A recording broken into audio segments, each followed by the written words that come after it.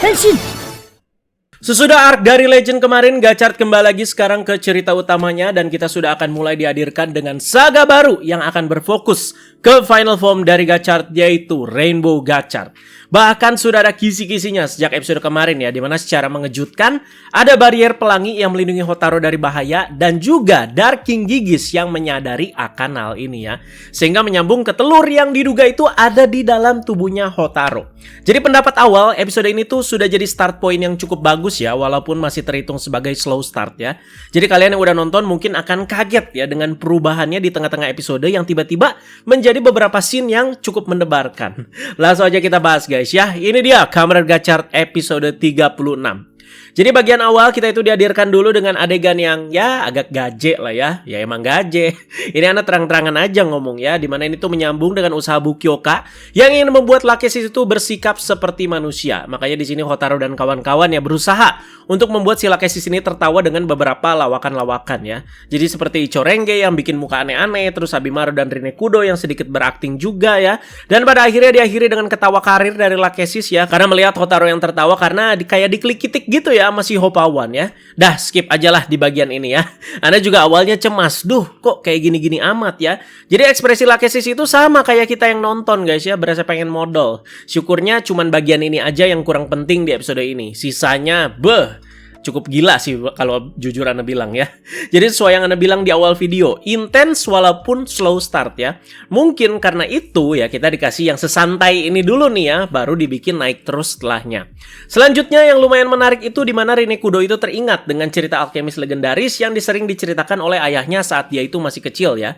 Nah cerita alkemis ini tuh di dunia Gachard sepertinya tuh sudah jadi kisah dan dongeng yang melegenda ya. Apalagi semua alkemis ya sepertinya sih pasti tahu. Jadi ibarat kalau di kita itu seperti dongeng-dongeng kayak maling kundang lah, bawang merah, bawang putih lah ya. Jadi udah melegenda banget lah soal alkemis ini. Dimana di cerita legenda ini, kita itu diceritakan lebih lagi soal keberadaan si bunga emas. Nah ini kan sebelumnya belum ada ya. Dimana ada sebuah bukit emas yang hanya bisa didatangi oleh para alkemis terpilih. Dan di bukit tersebut banyak sekali terdapat bunga-bunga emas ini. Dimana putik dari si bunga emas ini menjadi sumber terciptanya bumbu terbaik yang jika orang-orang itu memakannya akan memberikan kebahagiaan bagi orang-orang tersebut.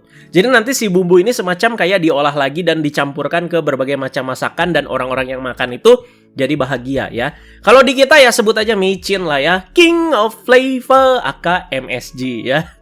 Jadi nggak dikasih micin ya mana nikmat. Tapi kalau di sini ya berarti emang si bunga emas ini tuh punya sesuatu yang ajaib guys ya. Terlihat Hopawan itu sangat antusias mendengar cerita ini ya. Dia itu sampai ya berbinar-binar teman-teman ya. Kayaknya emang ya karena si Hopawan ini sudah pernah berkunjung ke bukit emas tersebut dan melihat langsung ya. Jelas-jelas di karikatur dongengnya itu ada si alkemis legendaris bersama dengan si Hopawan. Jadi bisa aja si kisah dengan alkemis legendaris ini tuh emang kejadian nyata yang memang pernah terjadi ratusan tahun lalu ya. Jadi bukan mitos teman-teman ya. Nah mungkin ya sampai sekarang dianggapnya mitos, dongeng ya. Jadi hanya ada di sebuah buku cerita aja ya.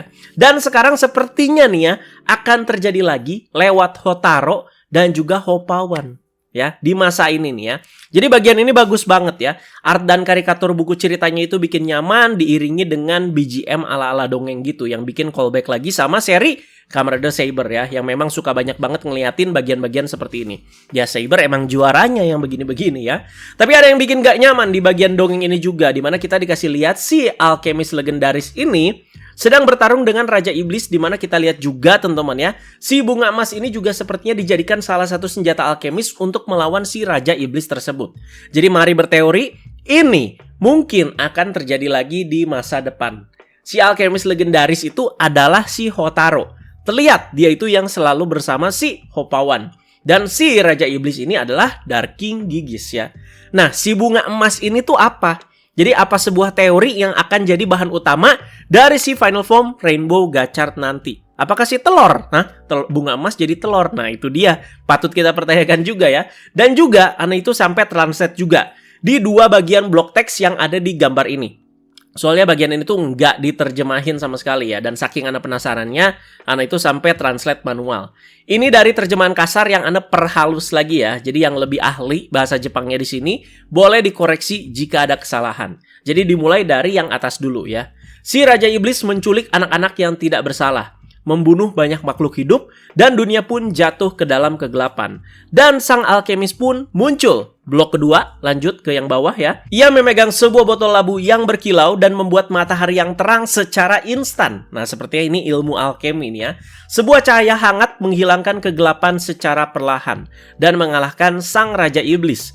Setelah itu, dia pergi tanpa menyebutkan namanya. Dan sampai saat ini, ia dikenal sebagai sang alkemis legendaris. Nah, gimana menurut kalian soal ini?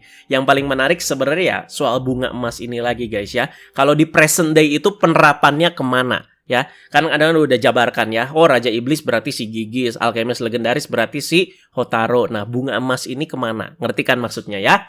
Lanjut ke Minato Sensei dan juga Mas Bengkel yang memberikan laporan kepada para petinggi alkemis ya, perihal organisasi 100 yang kemarin datang dan sudah dikalahkan, dan juga kehadiran dari Dark King Gigis ya, dimana ya pintu kegelapan terbuka lagi dan Dark King Gigis ini muncul. Ya, pastinya dia itu sosok yang berbahaya. Jadi soal kedua ini bisa dibilang ya sudah urgent lah ya, sehingga Minato Sensei berharap ada tindakan selanjutnya dari para petinggi alkemis untuk menangani hal ini ya. Jadi setelah kepergian Gurion, semestinya para petinggi ini, teman-teman atau yang lainnya ya udah nggak di bawah kendali Gurion lagi ya. Tapi jawaban mereka itu malah bikin kesel, di mana mereka menyuruh Minato Sensei itu untuk melakukan pengamatan dulu, observasi dulu ya. Karena ya belum tahu lawannya itu sekuat apa ya. Jadi si Mas Bengkel itu sampai ngamuk teman-teman ya. Jadi berasa kayak memperlambat. Dan kebetulan banget ya, yang lagi diomongin itu datang ke TKP. Dark King Gigis pun juga datang ke pertemuan ini. Dan disinilah kita mulai diperlihatkan dengan kekuatan dari Dark King Gigis yang benar-benar super kuat. Tadinya Ana udah curiga ya, jangan-jangan si petinggi ini juga ya masih antek-antek ya Gigis ya, gara-gara kata-katanya itu yang berasa kayak muter-muter. Ternyata bukan guys ya. Dimana salah satu petingginya itu melakukan perlawanan kepada si Gigis ya. Si petinggi ini juga yang jadi korban pertama dari aksi si Gigis ini ya. Jadi impresi Ana buat Gigis ya, karena dia kan ya sudah jelas-jelas yang akan jadi big boss berikutnya saat ini ya. Jadi dia dari kata-katanya sih ya nggak terlalu mengintimidasi, terus juga dari tampilan juga ya begitu aja sih ya guys ya, nggak nyeremin banget ya. Tapi seremnya itu ya, si Gigis ini tuh seperti tipe bos yang punya banyak sekali kemampuan. Ini yang bikin mencekam ya. Ana coba breakdown sekarang biar agak enak nih ya, bahas aksi-aksi apa aja yang dia lakukan di episode ini ya teman-teman ya. Yang Ana rangkum, Gigis ini tuh punya banyak sekali kemampuan. Jadi ya apa nih? Apa aja? Jadi memanipulasi ruang dan waktu, nyambung sama yang ini, dia itu ya bisa membuat labirin juga yang bikin kloto si Hotaro dan juga organisasi 100 itu keperangkap ya di episode-episode kemarin. Terus juga membuat portal seenak jidat ya, jadi nggak perlu warp terakemi teman-teman. Terus juga dia punya kemampuan levitasi, telepati juga ya, apalagi Gigis di sini bisa membaca pikiran orang-orang. Jadi kehendak dan juga perasaan seseorang juga dia bisa tahu teman-teman ya. Terus ada juga manipulasi gravitasi. Jadi udah paket komplit banget bos satu ini ya. Pokoknya ya kayaknya sih masih banyak lagi nih sepertinya. Nah, si petinggi yang ngelawan ini tuh dibekukan ya gerakannya oleh si Gigis ya. Jadi dibaca pikirannya, lalu si petinggi ini tuh dibuat hangus. Ternyata setelah dibaca pikirannya, dalam lubuk hati si petinggi, dia itu ingin punya kekuatan yang besar. Makanya Gigis itu sempat ngasih beberapa kata pujian dan dilanjut memberikan dia kekuatan yang sangat besar sampai tubuh manusianya itu tidak dapat menampung kekuatan tersebut. Makanya orang itu sampai hangus. Jadi bukan diserang pakai elemen api gimana, tapi malah dikasih kekuatan. Tapi gede banget kekuatannya ya, sampai nggak bisa ditampung dan orangnya lenyap. Begitu guys ya. Jadi pendekatan dan cara eliminasi yang cukup unik dan mengerikan juga sih ini ya. Dan ke fight selanjutnya. Sekarang Mas Bengkel yang berubah menjadi Camrador Valvarado untuk ngetes kekuatan si Gigis ini. Jadi kasihan sih ya si Mas Bengkel ya. Kita juga udah tahu pasti hasilnya ya. Berasa dimainin banget juga di fight ini. Jadi beberapa kemampuan yang udah Ana jabarkan di atas itu ya dipakai lagi tentunya sama Gigis ya. Dan diperjelas juga teman-teman ya, kalau Dark King Gigis itu bisa memahami jiwa, pikiran, dan gerakan dari lawannya. Semuanya itu udah one step ahead ya. Jadi dalam pikiran Mas Bengkel, oh gue mau nyerang ke kiri nih sebagai contohnya nih ya. Ya Gigis jadi ya udah tahu gitu ya. Apalagi Gigis itu ya gak bisa dilukai pakai serangan-serangan receh kayak gitu ya. Jadi kayak cuman tembakan-tembakan kecil dari si Valvaracer. Aduh itu mah geli-geli temen-temen ya. Jadi dia itu ya kayak punya semacam barrier juga. Dan bahkan serangannya itu bisa dialihkan ke suatu tempat melalui portal yang dia bikin ya. Gak cuman gak bisa dilukai ya. Ya udah jelas Gigis itu bisa menyerang secara fisik juga dengan power yang luar biasa besar, tapi Gigis juga menyerang psikis lawannya. Jadi Mas Bengkel tentu kalah telak Dan sepertinya si Gigis juga tahu kalau dalam diri Mas Bengkel ya dia itu punya si api hitam yang jadi kekuatan tersembunyinya si Mas Bengkel ya. Jadi di akhir gelut ketika Mas Bengkel itu jadi human form lagi, dia juga kayak hampir outbreak jadi amalgam lagi tuh ya, terlihat dari api hitam ungunya yang udah mulai keluar ya. Tapi syukur ini dihentikan oleh Minato Sensei yang membawa si Mas Bengkel ini kabur. Lanjut ke Hotaru yang udah jadi incaran terbesar dari si Dark King Gigis ya. Jadi untuk alasannya sudah jelas, karena telur yang ada di dalam dirinya si Hotaru. Jadi saat si Hotaru itu lagi belanja ya, dia itu bertemu dengan si Kemi Time Lord. Jadi fact sedikit, pengisi suara dari Time Lord sama si Kamen Rider Zane itu sama guys ya, si Toru Okawa. Jadi si Roy Mustang dari si Full Metal Alchemist. Jadi kejadian aneh pun dimulai di sini ya, dimana waktu terlihat terus berputar ya, jadi kayak muter balik, terus maju, muter balik lagi, teman-teman, ditandai dengan si mesin lotre yang terus berputar terus menerus ya. Kirain aneh ini gara-gara si Time Lord loh ya. Dan dilanjut dengan Hotaru yang berpindah-pindah tempat dan juga dimensi, dan akhirnya dia itu ketemu lagi dengan si Dark King Gigis. Jadi tanpa babi bu, si Gigis ini tuh langsung mencolokkan tangannya ke dalam perut Hotaru, dan ternyata benar ya, keberadaan telur Nijigon ini tuh ada di dalam tubuhnya Hotaru. Jadi ngecoloknya itu sepertinya sih ngecolok magis teman-teman ya. Kalau ngecolok bener-bener ngecolok sih ya udah bucat itu perutnya si Hotaru teman-teman ya. Jadi ya di sini juga si Hotaru dibilang pencuri ya, dan si telur itu asalnya adalah kekuatannya si Gigis soalnya. Nah gila sih ya. Jadi sebelum dicolok itu ya si Hotaru dibikin puyeng dulu dengan dipindah-pindah tempat pakai kekuatannya, dan pas dia itu lagi bingung langsung dicolok. Jadi kata-kata Gigis juga menarik. Diriku yang lain hancur 120 tahun yang lalu. Waktunya untuk kembali ke tuanmu yang sah. Nah maksudnya ini tuh ke telurnya ya. Tapi usaha dari si Gigis ini gagal karena telurnya juga seperti menolak untuk diambil ya. Sampai-sampai kayak mengeluarkan auto defense lagi ya yang berwarna pelangi. Oke, teori bentar di sini guys ya. Apakah soal ini tuh semakin mendekatkan ke prediksi Ana sebelumnya soal telur ini yang mungkin dicuri dari si Gigis oleh seseorang dan dipindahkan ke tubuh Hotaru saat Hotaru ini masih baru lahir atau dia itu masih kecil? Kalau iya ya sama siapa? Apakah sama Fugakudo? Nah sepertinya tidak mungkin guys ya. Tapi lebih ke bapaknya si Hotaru yang belum nongol-nongol dan sepertinya punya misteri besar, bahkan perseteruan dengan si Dark King Gigis sebelumnya. Sekali lagi, soal ini tuh masih prediksi guys ya. Nah berikutnya kita itu dikasih sebuah fakta baru. Kalau ternyata asal-usul dari para Kemi adalah ciptaannya Gigis. Di episode sebelum debutnya Platina Gachard kita dikasih tahu ya dengan asal-usul Kemi itu yang berawal dari dua Kemi level X, yaitu Dragonalos dan juga si Gayard. Dan kalau kita tarik mundur lagi, Dragonalos dan juga Gayard pada awalnya itu diciptakan oleh si Dark King Gigis ya. Jadi Kemi pada dasarnya itu katanya ya berbahaya ya bagi para manusia, karena ini diciptakan ya sama Raja Kegelapan. Berarti tindakan Hotaru yang ingin menjadikan Kemi teman dan juga hidup berdampingan dengan manusia ini bisa dibilang ya melawan kiblat gitu ya. Tapi kan Hotaru juga yang berhasil gitu ya mengubah para Kemi ini tuh menjadi useful dan tidak berbahaya lah istilahnya ya. Jadi dari awal Gachard tayang dan dibilang soal Kemi ini hanyalah alat ya, dan Hotaru nggak terima, itu juga ya udah termasuk tindakan yang apa ya, dia itu ya nerobos gitu ya. Cuman ya namanya juga cerita fiksi dengan karakter utama seperti ini ya sudah pastilah kita dikasih juga sama yang begini-begini ya. Sama aja ya kayak si Aruto lah, ingin Hyumager dan manusia hidup berdampingan lah. Seperti itulah ya, jadi udah nggak mengherankan lah soal ini, nggak usah diperdebatkan.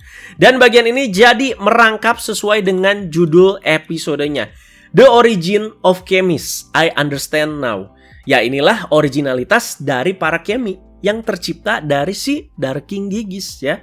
Ada juga kata-kata tambahan dari Gigis yang patut kita pertanyakan soal origin dari si Kemi ini, dimana katanya para alkemis itu justru meniru dari si Dark King Gigis ini ya, soal asal-usul Keminya. Aksi dari Dark King Gigis selanjutnya adalah mengubah Skebows Kemi menjadi Malgam. Si Gigis sih bilang ini adalah salah satu cara untuk membebaskan si Kemi ciptaan dia ini dari penderitaan, kata dia ya. Jadi ya kejam juga ya cara nyiptainnya itu, dimana kartunya itu diremes kayak gitu ya. Jadi kolektor kartu dan aneh yang suka brewek gacor juga ya ngilu ya liatnya ya. Dan disinilah tercipta Skebows Malgam. Sesimpel itu aja, kartu Keminya diremes dan juga mungkin dicampurkan dengan kekuatannya Gigis jadi Malgam ya. Dan ya sangat terlihat jelas kalau Malgam ini ya jauh lebih kuat lagi dibanding malgam-malgam reguler yang sejauh ini ya sudah keluar. Bahkan lebih kuat lagi dari yang malgam-malgam emas yang diciptain sama Gurion sebelumnya. Jauh teman-teman ya. Terlihat base body dari si malgamnya ya berbeda lagi teman-teman ya, di mana warnanya itu jadi kehitaman dan juga terdapat garis-garis merah ya. Jadi secara specs juga ya udah pasti ini jauh lebih kuat dan juga lebih brutal. Seperti nggak terkontrol gitu ya. Akhirnya Hotaru dan Rinekudo ya bertarung di sini dan jadi 2 lawan 2 teman-teman ya, karena Kloto Rebis juga ikutan di sini buat ngelawan si Magedo. Nah, mestinya ini jadi porsi yang menarik teman-teman ya, karena ya sama-sama kayak martial arts gitu ya, dimana ya Magedo dengan form Moon Cerberus ya kan ya gaya bertarungnya jadi beda, dan juga si Kloto juga jago bela diri ya. Musuhnya ini jadi menarik musuhnya pertarungannya, tapi ya tetap fokusnya itu lebih ke Scabows Malgam yang gak terkontrol ini ya. Jadi pertarungan ini menurut Anda ya cukup seru ya teman, ya tetap seru dan juga bikin deg-degan karena ada rasa nggak nyaman gitu ya. Setelah kita itu mengetahui beberapa fakta tadi ya. Jadi terbukti ini ngaruh ya, karena Hotaru juga terlihat ragu melakukan beberapa serangan ke si Scabows Malgam ini, karena juga ya dia keinget ya sama beberapa momen, oh waktu itu si Scabows jadi teman dia dan segala macam ya. Sampai pada akhirnya karena melihat temannya itu sudah ikut terdesak ya, si Ichorenge dan juga si Sabimaru, mau nggak mau Hotaru yang ngabisin si Scabows Malgam ini. Dan bagian berikutnya makin dibikin nggak nyaman lagi guys ya. Seperti biasa setelah pertarungan, Hotaru itu ya mengeluarkan blank card ya untuk menangkap Kemi yang bersangkutan ya. Tapi ketika dia melakukan ini tidak ada reaksi apa-apa. Jadi scene-nya juga cakep ya, pas lagi kayak gini di TKP Scabows ya dikalahkan, masih diselimuti sama banyak asap. Terus bagian-bagiannya itu dibikin slow motion dengan BGM yang mencekam ya. Jadi membuat kita juga jadi semakin keheranan dan juga agak-agak nggak nyaman ya. Lah kenapa ini ya? Jadi ketika dihampiri ternyata Scabows-nya di sini seperti mati suri ya, dimana Keminya itu jadi kayak satu warna semua gitu ya, jadi putih gitu ya. Ini baru tangkepan Ana ya, makanya Ana bilangnya di sini mati suri. Jadi menurut Ana nih ya, akan lebih dramatis jika setelah ini semestinya Keminya ya hilang selama-lamanya. Udah, ketika dikalahkan ya udah, nggak bisa ditangkap, nggak bisa diapa-apain lagi, nggak ada bentuk mati surinya, udah hancur gitu teman-teman ya. Jadi ya berarti di sini harus ada penerapan baru, di mana Malgam yang tercipta dari si Darking Gigis ini harus dikalahkan dengan cara tertentu ya. Dan mungkin ini bisa dilakukan oleh Hotaru ketika dia itu udah bisa jadi Rainbow Gachard. Jadi sama aja kayak di revise waktu itu ya, dimana ada tingkatan si Gifterian, Giftex gitu ya, dimana orang-orang ya juga berubah ya, dimana si Iki pada awalnya yang nggak bisa ngalahin karena yang nggak tega juga, tapi kan setelah mengakses form tertentu ya jadi bisa gitu ya. Jadi mungkin penerapannya soal ini di Gachard ya mungkin akan ada gitu ya di Rainbow Gachard ya, dimana Hotaru yang masih bisa untuk menyelamatkan si Kemi-Kemi yang udah diubah jadi Malgam oleh Darking Gigis ya. Ketika bagian ini juga si Gigis itu cuma diam sambil memperhatikan Hotaru di belakang ya. Karena memang si Gigis itu ya sengaja agar Hotaru itu kena mental dulu nih ya, dan mengalami kesedihan yang mendalam karena hal ini. Lu tuh harus ngalamin hal ini ya. Jadi ya bos yang cukup menarik sekali menurut Ana si Gigis ini ya. Tentu untuk mengalahkan Gigis yang super kuat dan cerdik ini ya harapan satu-satunya ada di Rainbow Gachard. Jika melihat juga ya kita udah di fase cerita yang sekarang ya. Ya apalagi solusinya kalau bukan Rainbow Gachard ya. Jadi gila ya kalau iya teman-teman ya. Rainbow Gachard itu bakalan sekuat apa? Dan yang Anda penasaran akan ada ability spesial apa juga dari si Rainbow Gachard ini. Jadi Ana suka tahun lalu sama Gitz-9. Karena kalau final form itu cuman kuat doang ya berasa bosen gitu ya. Tapi kan Gitz-9 itu punya kekuatan penciptaannya itu yang bikin menarik. Nah kita tunggu aja untuk Rainbow Gachard itu apa. Jadi episode minggu depan sepertinya bakalan bikin sedih nih ya, dimana Hotaru itu lesu ya karena si Scabows ini. Makanya Hoppawan itu beraksi untuk membuat Hotaru itu bersemangat kembali. Duh, Ana nggak suka nih ya emang gini-gini ya. Udah mah Ana kasihan tiap lihat Hoppawan ya. Dan nanti ya banyak bagian dia itu nge-solo lagi ya. Bukan nggak suka secara cerita atau gimana guys ya. Nggak suka karena bikin sedih nantinya. Begitu guys ya. Jadi mau beberapa karakter mati kayak Mas Bengkel atau Minato Sensei atau yang lain, Ana bodo amat ya. Ana sih ada kecurigaan ya, episode terakhirnya Gachard tuh ada perpisahan antara para Kemi termasuk Hoppawan sama Hotaru. Aduh, itu bakalan sedih sih guys ya. Jadi tetap ditunggu dan dinikmati ceritanya karena ini masih porsi build up ya untuk si Rainbow Gachard nanti. Jadi ya untuk episode kali ini silakan kalian komentarin dulu ya, karena ya sekali lagi banyak teori-teori menarik apalagi setelah kemunculan Darking Gigis juga dengan banyak aksinya. Silakan kalian komentarin di bawah, dan juga kalau kalian ada prediksi untuk episode minggu depan, komentar juga di bawah. Diskusi sesuai konteks guys ya. Oke, teman-teman terima kasih banyak yang sudah menyaksikan. Teman-teman jangan lupa like, share, dan subscribe. Bye bye guys.